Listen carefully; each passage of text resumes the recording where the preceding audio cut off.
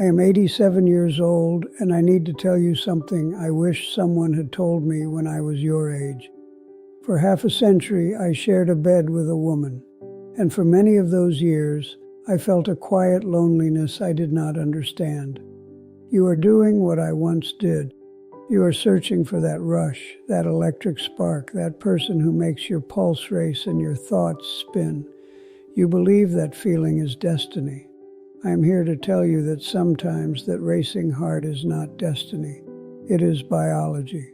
When I was 24, I met a woman named Clara. She was radiant. When she entered a room, I forgot how to speak. My chest tightened. I could not sleep. I could not eat. I thought this must be love in its purest form. I believed I had found the meaning of my life. What I did not know was that my brain was flooded with chemicals designed to make everything feel urgent and magical.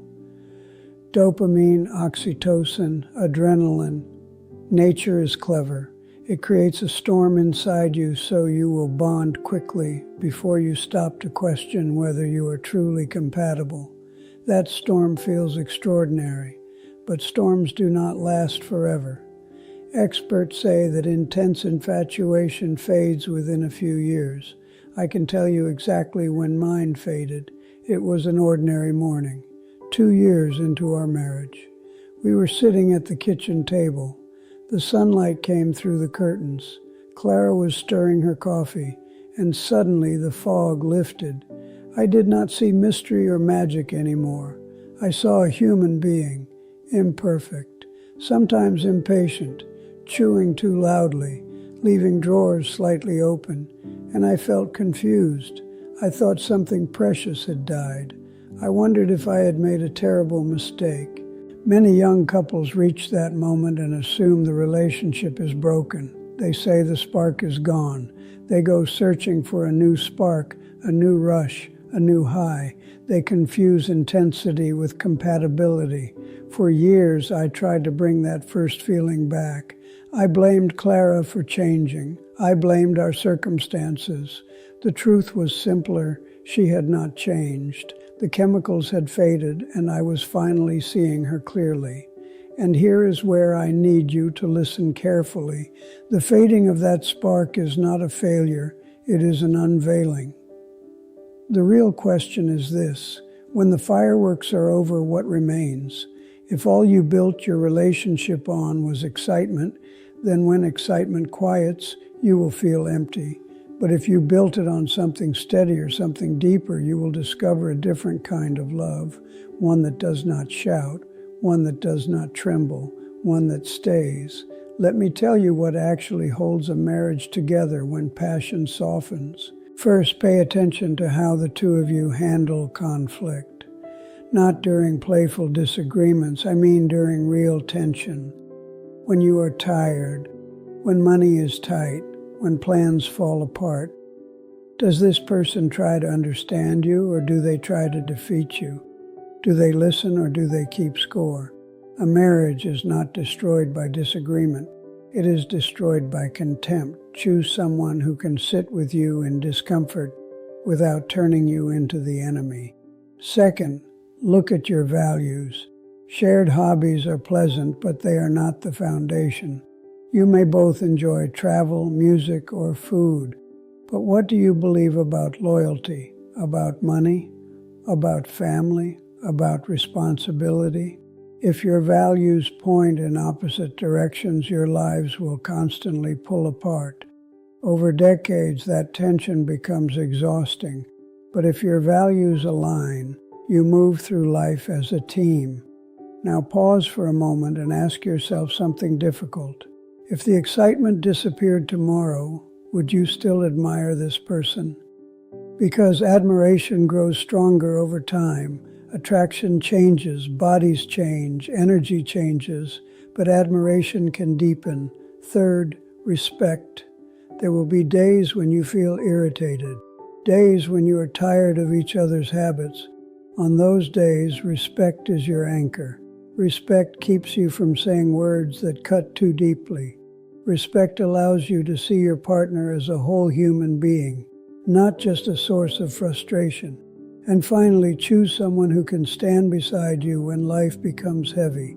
Life will test you. Illness may come. Financial strain may arrive. Parents age. Children struggle. In those moments, you do not need someone dazzling. You need someone steady, someone who can hold your hand in a hospital waiting room, someone who can sit in silence without panic. Young people often fear boredom. They want constant stimulation. But I promise you this, a peaceful marriage may look ordinary from the outside, but it feels like safety from the inside.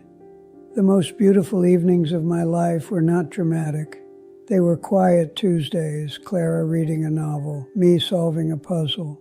No grand gestures, just calm, just presence, just the comfort of knowing someone was there. The Greeks had a word for this kind of love, a love of deep friendship. A bond built on shared history and trust. That is the love that endures. Marry your friend. Marry the person who knows your weaknesses and does not use them against you. Marry the person who can laugh with you when the world feels heavy. When you marry only for passion, you marry a fantasy. When you marry for friendship, you marry a witness.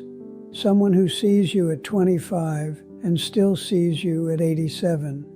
Someone who remembers who you were and honors who you have become. I want to tell you about the final chapter. When Clara was nearing the end of her life, the room felt smaller than it ever had before. Machines hummed quietly. There were no dramatic speeches, no grand declarations. She held my hand, her voice was faint. She said, "Thank you for being here." Not thank you for the vacations, not thank you for the gifts. Thank you for being here.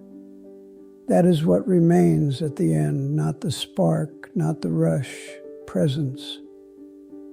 If I could speak to my younger self, I would say this.